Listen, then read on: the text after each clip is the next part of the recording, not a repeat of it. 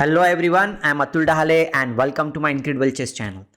Today we are going to look at the fourth round game between Ian Nepomniachtchi and Alireza. This is a very crazy game played by both the players, you can say. Alireza made a slight mistake in the opening phase of the Sicilian, and then Nepo was able to win the game in a very smooth, or you can say very interesting style. So let's get started with the game. In this game, e4 was played by Nepo. He is white, Alireza is black, c5 Sicilian defense. And just to let you know guys, this game was played in the fourth round of the FIDE Candidates tournament, which is happening in Madrid, Spain. If you are on this channel for the first time, do hit the like button and subscribe to the channel. Let's get started. Knight f3 was played, d6, then d4, c captures d4, knight captures d4, knight f6, knight c3 and a6. Well, this is the favorite opening, means my favorite opening, Sicilian Najdorf. I have played this opening from the black side since last means many years. I am playing this opening. Okay, here Nepo started with f3. This is the English attack, you can say, because the idea is to play bishop e3, queen d2 followed by long castle, and usually white tries to play on the king side and black tries to expand on the queen side. That's the usual play, means opposite side castling will be done, and lots of attacking possibilities are there in this line. So black goes for e5. This is a principled move in the Sicilian Najdorf opening.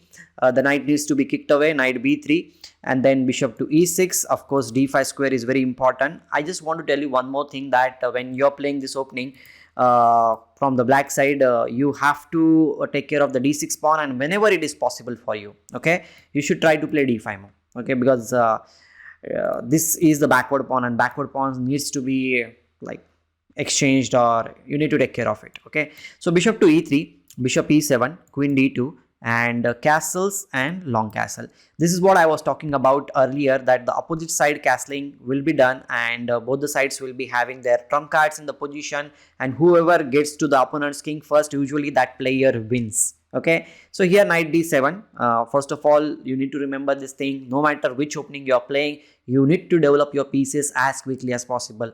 White as well as black, means Nepo as well as Alireza, are playing according to the principles. They are developing their pieces. Black has developed these pieces, white has also developed. And another important thing in the opening phase is the controlling the center. So center is also controlled in this position. So that's how you should play. Okay, so now g4 has been played. The idea is to play g5 at some point, no issues. Black plays like b5. He said, like, if you are going to play on the king side, I'm going to play on the queen side, g5. And now any one playing this line for the first time might be wondering this thing, that what to do in this case. Well, there are several options in this position. Knight e8 is also, sorry, not that. Knight e8 is also, what is happening? Knight e8 is also one of the options in this position. Knight h5 is also there. But if you are in an aggressive mood, then you need to go for b4. The idea is, if g captures f6, of course in the game this was not played. In the game knight e2 was played, but if you capture here, then you don't need to worry, okay, because you can simply capture the piece on c3, the knight, and if white continues capturing there, thinking that he might capture this or this, but he will be short of one move, because you can capture the queen with a check. That is very important. When you give the check, opponent doesn't have any other alternatives in the position, and simply you can capture it, and black will be piece up in that case. So that's not something which is profitable. And another thing is, like, after this capture, you can even play knight f6, and d5 is on the cards, you can say. It is always there. And another thing is that rook c8 will be played, and rook will be putting pressure on the c file. This queen can also control lots of squares, queen c7, and black will be preferred in this position. So that's why white players don't go for that thing. They either play knight a4 or knight to e2. So in this position he played knight e2. I'll tell you one thing, like, both of these players are world-class players, right? They are playing in the candidates. It means that they are world-class players. They know their opening stuff and everything, and they always try to come up with something interesting ideas in the opening phase, because they are using lots of seconds, or you can say like very strong engines, computers and everything, and they have a big research team behind them. So here knight e8 was played. Of course, knight h5 is also one of the options where many games have been played. Knight g3 will be played, and then you can sacrifice a pawn here just for the time being, because you cannot really capture bishop g5 and the queen will be trapped. That's the small trick which you should remember. Okay, and knight sitting on the f4 square is always a good square for the knight. Okay, never mind, knight g3 and all those things were possible. Here in this situation he decided to play knight e8, which is also a very common idea, because the idea is to play knight c7 followed by knight b5 and going for all these kind of squares on the king side. Okay, so here white continues with f4. The point is, like, if you capture it here, then we can simply capture bishop into f4 is also there, knight into f4 is also there, and the thing is that d5 square will be under control very soon. And if you capture the pawn, then knight captures e6 is a good move. You cannot capture it back because bishop into g5 is coming, so bishop into e3 is the viable option. Queen into e3, f into e6, and then we can play bishop c4. The pressure is mounting here, and it's not that easy for black to defend everything. Okay, we can play queen e7 and try to defend the pawn, but again knight d4 will be played. The attack on e6 cannot be just parried. Okay, knight c7 is one of the options in the position, but again there is a pin in this on this diagonal, and you can simply play knight f5 followed by knight into d6, and I think the pawn will be recovered, plus e6 is still a weakness in the position. Okay, fine. I hope that you have understood the variation. He did not go for this thing. Usually in this variation, whenever you play, a5 is the right choice. Okay, the idea is to play a4 at this position. White went on to play, Nepo went on to play f5 in this situation. The bishop is under attack. The more common choice in this position is a4, which I have also played in one of my games, and the game goes like this. a4 will be played, and white has a very interesting move, that is knight b d4. He captures d4, knight captures d4, and this bishop is not going anywhere. It will be lost, and b3 will be played. The point is, like, you cannot really capture. After this the pawn will be queening, so white needs to play king b1, and then you can capture on both the sides, c2 as well as a2. If you capture, knight captures back, and still the bishop is not having any squares. Bishop b3 is a interesting option in this position. ab3, and knight to a3. Knight will try to defend the position on the a file, and that's how you play in this opening. Okay, there is a lot of theories there. Still we are in the opening phase itself, but Alireza came up with a very interesting idea in this situation. He did not go for a4. Okay, he played bishop to c4, which is a very new move. Very few top level games have been played in this line, and now king b1, excuse me, king b1, and a4 now is played. a4 was played in this position. Knight goes back to this square, and the much awaited move, that is the d5, has been played. Now it feels like black has solved the problems, but white came up with a good move, that is g6. The pawn has been sacrificed in this position, but for the sake of opening up the king side here, the king is exposed. Now you have to capture the pawn. He captured with knight d f6, but the thing is that the g file is opened up, and white has plenty of attacking possibilities here. Bishop will be coming on h6 square, rook will be coming on g1, and whenever you feel like knight g3, knight f5, knight h5, all these ideas are there. So pawn is sacrificed just for the time being. It is not a lost pawn. Okay, so he plays knight g3. Of course, knight f5 is one of the ideas. Bishop captures f1. He captures rook h f1, and then a3 was played. You cannot really demolish the pawn structure. Here b3 was played, and okay, here all these sorts of ideas are coming. So he first plays king h8 in this situation, and now here comes the crucial point. You can pause the video and think what Alireza might have done in this situation. It is a very surprising move which he played, and it was a blunder that decided the game. Well, here normally black should try to play queen c7, and maybe to, like, after queen c7, let's suppose bishop h6 will be played, rook is under attack, rook g8 will be played, and you can even play knight f5 in this situation. There is no problem with knight f5 move.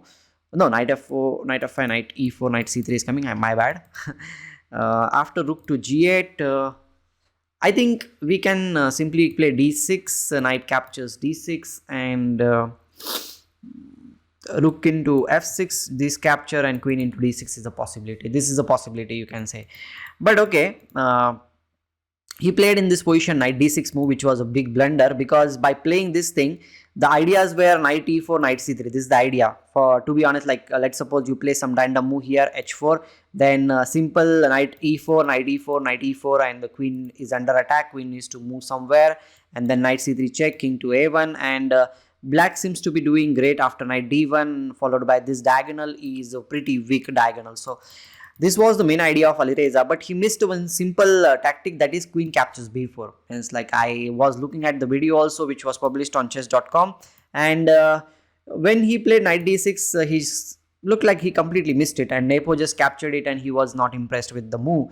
And now, okay, the game went on. It is still complicated. It's not so easy to play, but he made it look more easy, you can say. He played bishop to b6, attacking the queen over here.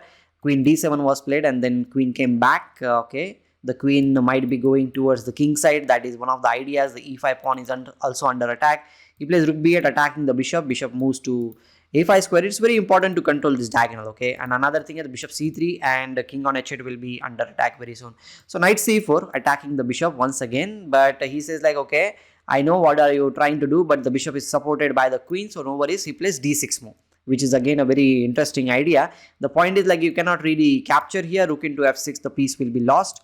That's not a good idea. Bishop d8 must be played to support the piece over here. He says like, okay, I'm not going to capture your bishop. I'm going to come back here because I need to control the b2 square. This is very important. And another thing is that this king is under fire now. Bishop c3, queen e6, and now he plays knight d3. The pawn on e5 is almost going to fall, you can say. Knight to d5, knight into c3 is one of the options in this situation. But here again, Nepo came up with a very nice move, that was knight f4. He says like, this knight I need to exchange somehow, or even if I'm not exchanging, if he tries to play like this, then still the c4 knight will be hanging in that case. That's not something which is okay. Here knight into f4 was played, rook captures f4. This piece is still under attack, but right now it is not being captured because queen into c4 is there. We cannot capture back because there is a pin. But okay, f6 was played. He plays queen to e2, attacking this knight. Knight needs to move. He plays knight b2, and this rook is under attack, so he plays rook f1. Still some pressure is there, and you cannot really capture the rook because the queen on e6 is still under attack. So okay, rook e8 is played. Now the rook needs to move, so he plays rook h4, putting some pressure here, and f5 was played. And here comes the another tactical idea which Nepo has played in the situation. I was really impressed the way he has played. There is so much of things going on. e5 pawn is constantly under attack. Queen needs to support it. Queen can come on h5 square, putting some pressure on the h7 pawn. All these things are there. But now the final finishing touch finished the game very quickly. He played rook into h7. Okay, king captures h7, and now queen h5 check was given. The point is like queen h6, if you play, the rook on e8 will be falling, and still the position of the black's king is very, very bad. And okay, he played king g8, and now he plays knight f5. Still he is saying like, okay, rook g1 check is there, and king is almost going to get checkmated, because if you play any random move in this position, just for the sake of clarity, I can play check, king will go here, and queen h8 will lead to checkmate very soon. So here after this okay, he played bishop f6, but after that rook g1, and he just resigned the game, because after this you don't have this check, but we can play queen h6 check, and king doesn't have that many squares. Okay, we can play this move, and then we have rook g7 check, king bishop g7, queen g7 is a checkmate. And if you play any other move in this situation, bishop g7 and queen g7 is a mate. So I hope guys that you have enjoyed the video, the analysis. It was very interesting and a very sharp game played by Nepo against Alireza.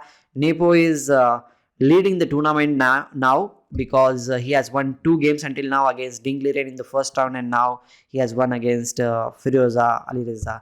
So I'll be coming back with another interesting video. Till that moment, keep watching the videos on this channel, keep liking the videos, share it with your friends also, and don't forget to subscribe to the channel if you're new here. See you guys. Thank you very much.